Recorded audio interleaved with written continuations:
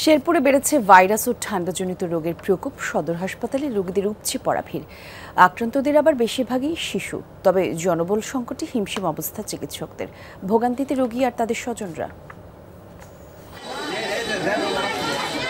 শেরপুর সদর হাসপাতাল বহির্বিভাগের টিকিট কাউন্টারে নারীদের দীর্ঘ লাইন ছাড়িয়ে গেছে মূল ফটক পর্যন্ত। পুরুষদের লাইনেও একই চিত্র, দীর্ঘ অপেক্ষা। একদিকে তীব্র গরম, আবার আবহাওয়ারও পরিবর্তন ঘটছে। তার সাথে পাল্লা দিয়ে বাড়ছে জ্বর, সর্দি সহ ঠান্ডাজনিত রোগবালাই। আক্রান্তদের বেশিরভাগই শিশু। অনেকক্ষণ থেকে আমি লাইনে দাঁড়িয়ে আছি, প্রায় 1 ঘন্টা যাবত বাচ্চাকে নিয়ে।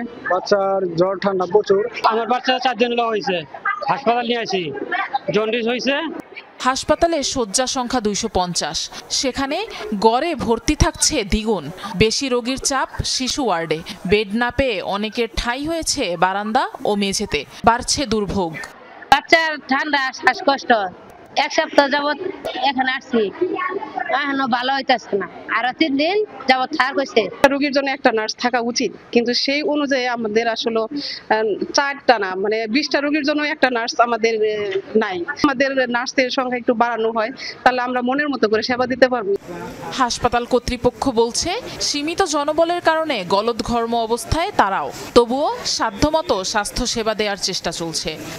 হসপিটাল কিন্তু অফিসিয়ালি এখনো 100 রোগীর জনবল দিয়ে চলতেছে। 70টা 80টা রোগীর এগেইনস্টে একজন করে নার্স কাজ করতে হয়। তো একজন মানুষ তার যা কাজ করার কথা, তার 5 গুণ 6 গুণ কাজ হয়তো মাসে একদিন করতে পারে, সপ্তাহে একদিন করতে পারে, কিন্তু বছরের পর বছর ধরে এই কাজ করা যায় না। সব 50 শয্যা হাসপাতাল, কিন্তু আমার কিন্তু পূর্ণাঙ্গ জনবল নেই। আমার 100 বেডের জনবল দিয়ে আমরা এই হাসপাতাল পরিচালনা করছি।